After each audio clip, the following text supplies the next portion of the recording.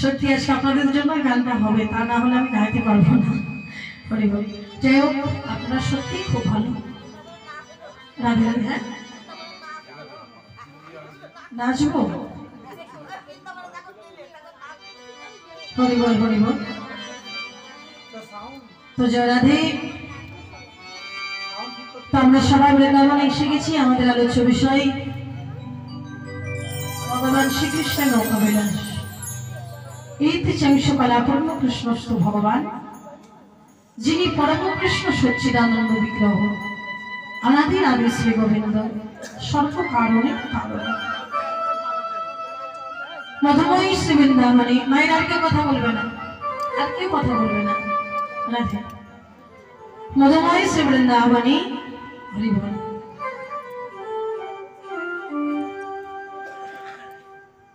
আমার ভগবান তিনি ভক্তকে কৃপা করবার জন্য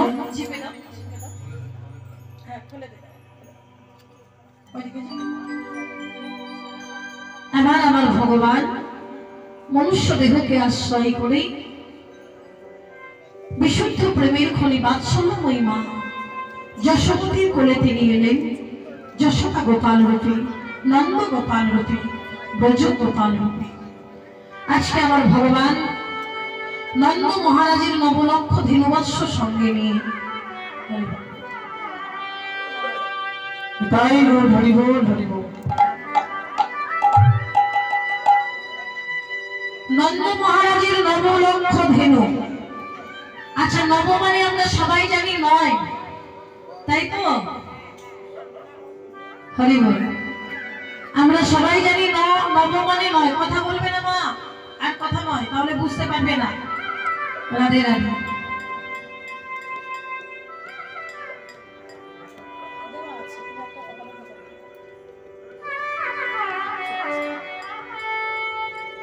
তাহলে 9 লক্ষ যদি ভগবানের গরু হয়, তাহলে গোয়াল ঘরটা কত বড় ছিল বাবা? হ্যাঁ, নব। নব শব্দে হচ্ছে নতুন, আর লক্ষ মানে হচ্ছে এক। ভগবান নতুন নতুন লক্ষ্য নিয়ে যেতেন গোষ্ঠ গোচরণ। ও মায়েরা, অনেক তো কাজ ছিল, কিন্তু ভগবান কেন গরু চড়ালেন? প্রশ্ন হয় না? ভগবান আরো বড় বড় কাজ করতে পারত, কিন্তু এত কাজ থাকতে ভগবান কেন গরু চড়ানো? তাই বেছে নিলেন। কেন? ভগবান কোন গোষ্ঠে যেতে নাকি সেটা ভাবতে হবে বাবা। একদিকে লীলা করছেন ভগবান, অপরদিকে জীবকে শিক্ষা দিচ্ছেন। রাধে রাধে। একদিকে ভগবান লীলা করছেন। কত প্রকারের লীলা করেছিলেন ভগবান? 2 প্রকারের লীলা। এক হচ্ছে নিত্য লীলা, আর 2 হচ্ছে নৈমিত্তিক লীলা। নিত্য লীলা কোনগুলো?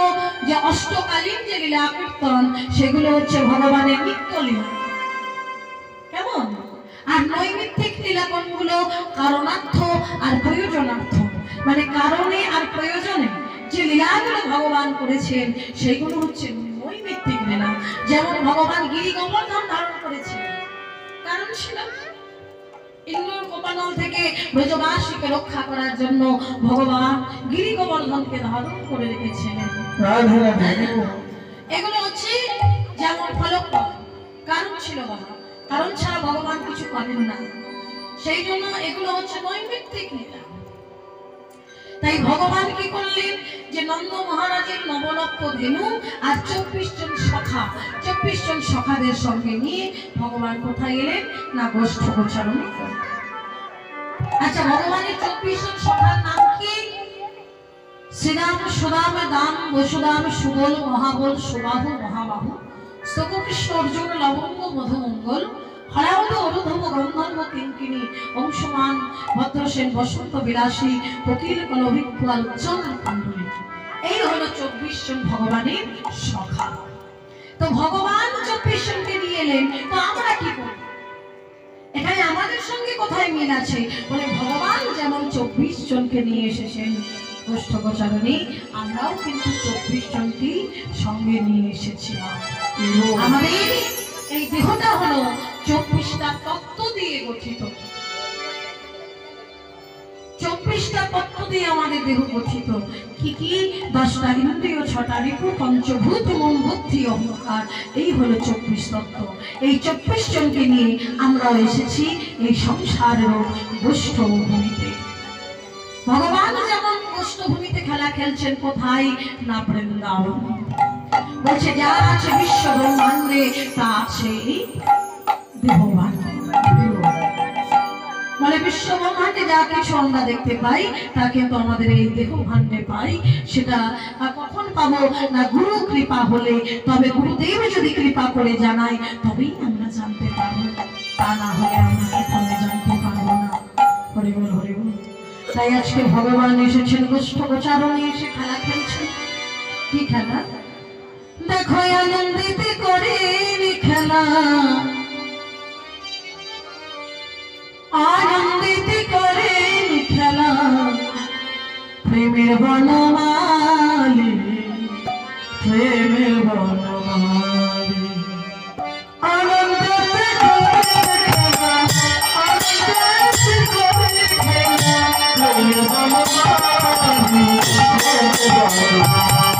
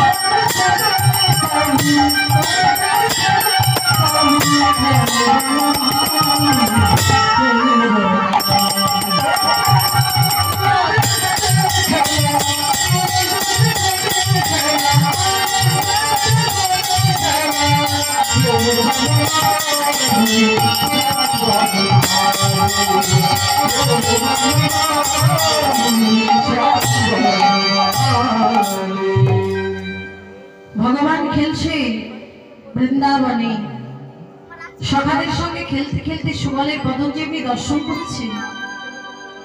সুবলকে ডেকে বলছে, ভাইয়া ভাইয়া এদিকে বল। শোন শোন, জানিস ভাই যে খেলা, আয় বাচ্চাই আস্তে আস্তে আস্তে, এদিকে থাক, এদিকে এদিকে, কত টাকা দে, কথা বলবি না সামনে বসে, তাহলে এখানে দাঁড় করিয়ে দেবো। হরি বল।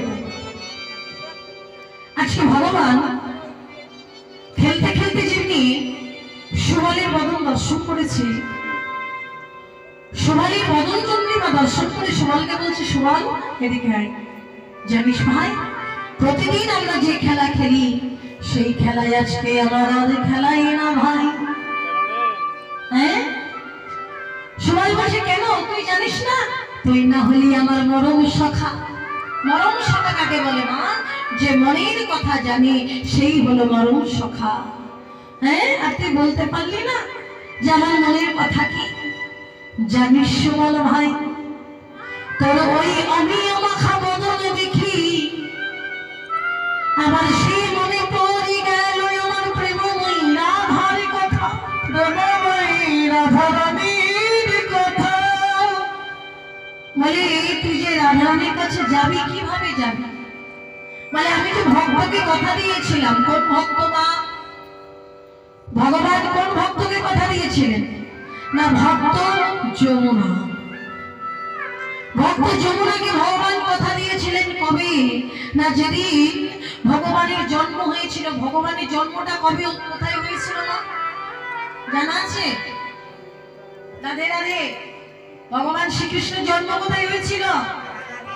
কংসের কারাগারে। কোথায়? না মথুরা। ওই মথুরায় যখন ভগবানের জন্ম হলো, বসুদেব যখন মাথায় করে নিয়ে ভগবানকে যমুনা পার করে চলে যাচ্ছে, মা তো যমুনা মনে মনে ভাবছে যে প্রভু তুমি আমাকে বক্ষের উপর দিয়ে চলে যাচ্ছ, তুমি আমার চরণ না দিয়ে তুমি চলে যাচ্ছ। না না না, ভক্তের মনোভাব বুঝতে পেরে ভগবান মনে মনে চিন্তা করলেন জন্ম তো আমার হলো, কিন্তু এখন স্নান করা হলো না, সেই জন্য হাত পা মোড়াতে মোড়াতে মোড়াতে যেমনি যমুনার জলের মধ্যে পড়ে গেল, সঙ্গে সঙ্গে যমুনা আমার ভগবানের চরণ পেল। ভগবানের চরণ যুগল জড়িয়ে ধরে যমুনা বলছি ও দয়াময়। হরি বল হরি বল, হরে কৃষ্ণ। আজকে যমুনার সঙ্গে সঙ্গে ভগবানের রাতুল রাঙা চরণ পেল। চরণ পেয়ে বলছে প্রভু আমি আর তোমার চরণ ছেড়ে দেব না, আমি তোমার হৃদয় মন্দির অতি যত্ন করে রেখে দেব, আমি তোমাকে ছেড়ে দেব না। ভক্ত যদি ভগবানকে পায় তাহলে কখনো কি ছেড়ে দিতে চায়? মা কখনো ছেড়ে দিতে চায় না। বলে প্রভু আমি তোমাকে ছেড়ে দেব না, কিন্তু জানো প্রভু তুমি তো সেই এলে এলে তো এলে বটে, কিন্তু বলো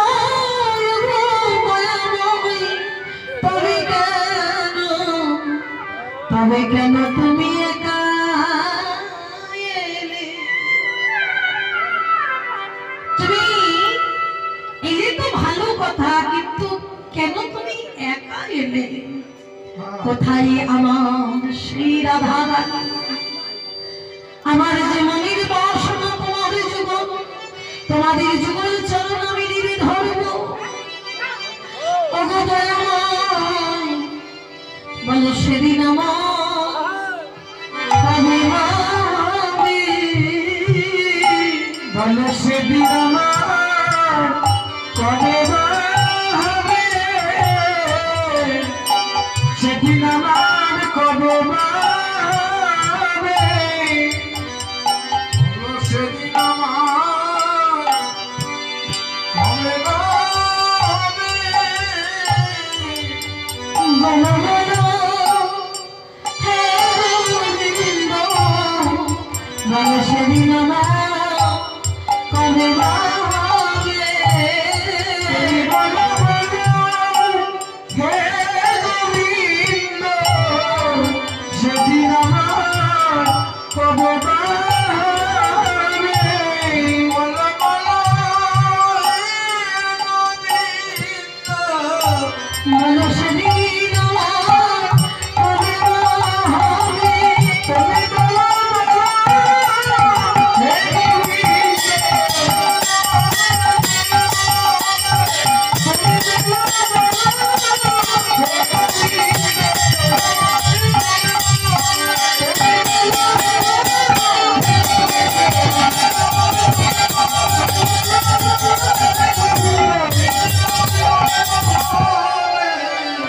বলো সেদিন আমার কবে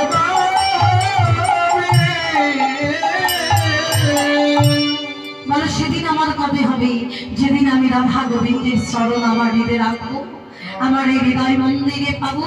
বলো প্রভু সেদিন আমার কবে হবে? সঙ্গে সঙ্গে প্রাণ গোবিন্দ বলছেন যে শোনো যমুনা, আজকে তুমি আমায় ছেড়ে দাও, একদিনে তুমি যুগল চরণ পাবে। কবে জানো? যেদিন রাধা যাবে মথুরাতে,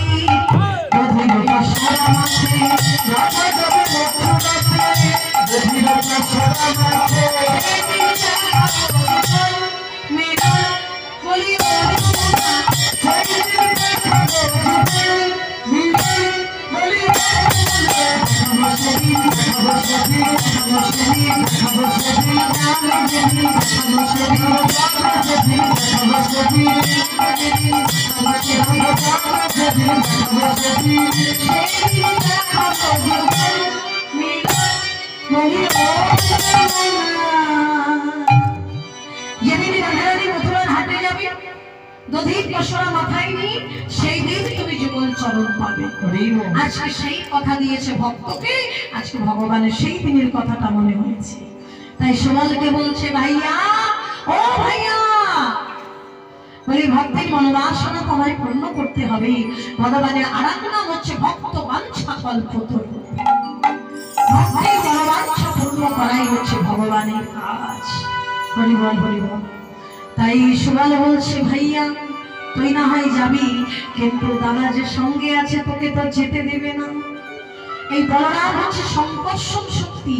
বলরাম বুঝতে পেরেছে কানাই লীলা করবে, সেই জন্য বলরাম এইবার ছলনা করে বলছে, ভাই কানাই, আমি সারাদিন কষ্ট গোচারণ করে যে ক্লান্ত হয়েছি, পরিশ্রান্ত হয়েছি, তাই বলি ভাই এই শশীতল বৃক্ষের মাঝে আমি ঘুমিয়ে রইলাম। ওরে আমার কানাই ভাই, এই শশীতল বৃক্ষের মাঝে আমি ঘুমাই রইলাম। যেমনি কথা বলেছে ভগবান বলছে, বাহ এটাই তো আমি চাইছিলাম। কিন্তু দাদা বলরাম মনে মনে বলছে, কানাই আমি জানি যে তুই লীলা করবি, কিন্তু জানিস ভাই আমি ঘুমিয়ে রইলাম ঠিকই, কিন্তু লীলা সমাধা করে যেখানেই যাস না কেন, বলি সেদিন আমার জাগায় নিস ভাই। ওরে সেদিন জাগায় নিস ভাই। দাদা যাবো জানো জাগা বলি, সেই দিন আমার জাগায় নিস ভাই।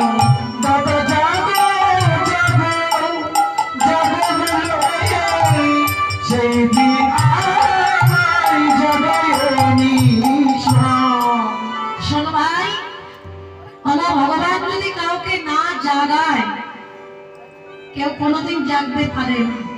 কি ভগবান কৃপা করে জাগে বলি ওইটা আমরা জাগি।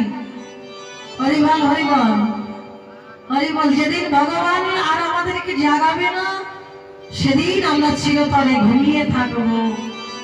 তার প্রমাণ কুরুক্ষেত্রের যুদ্ধ কতদিন হয়েছিল? মা 18 দিন ধরে যুদ্ধ চলেছিল। যুদ্ধ শেষ করার পরে যখন ভগবান রথ থেকে নেমে এলো, সঙ্গে সঙ্গে রথটা পুড়ে ভস্মীভূত হয়ে গেল।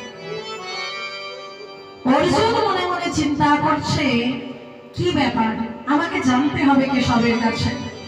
আজকে ভগবান কৃষ্ণকে ডেকে বলছে, কেশব আমার একটা প্রশ্ন আছে মনে। বলে কি প্রশ্ন অর্জুন?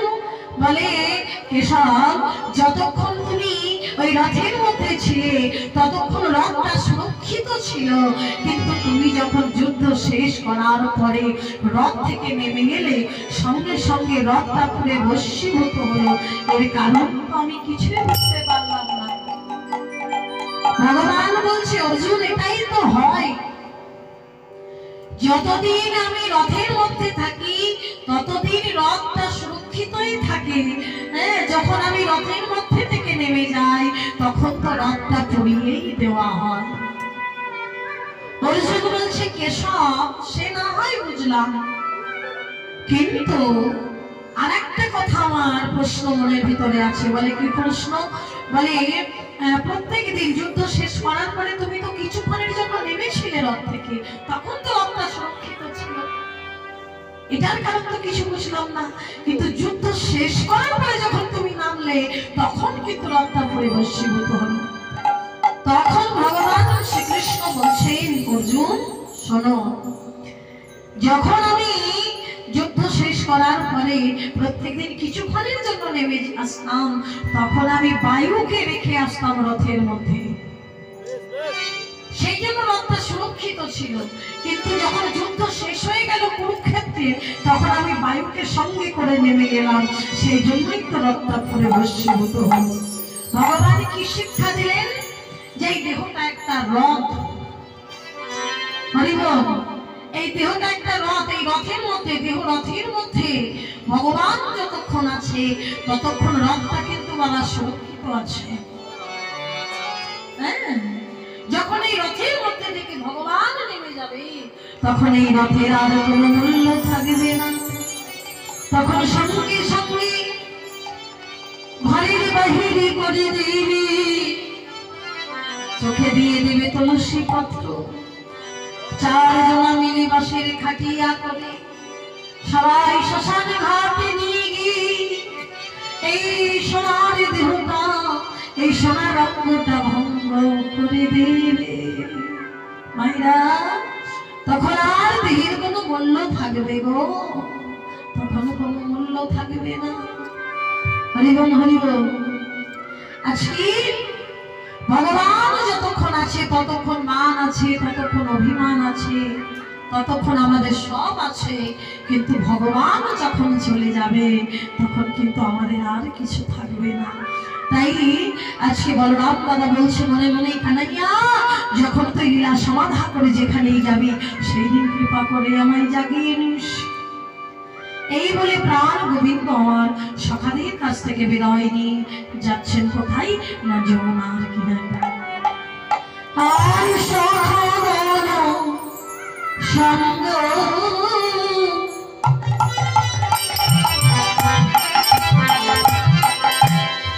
ছড়ি দিল নন্দন, আর সখাগণ সঙ্গ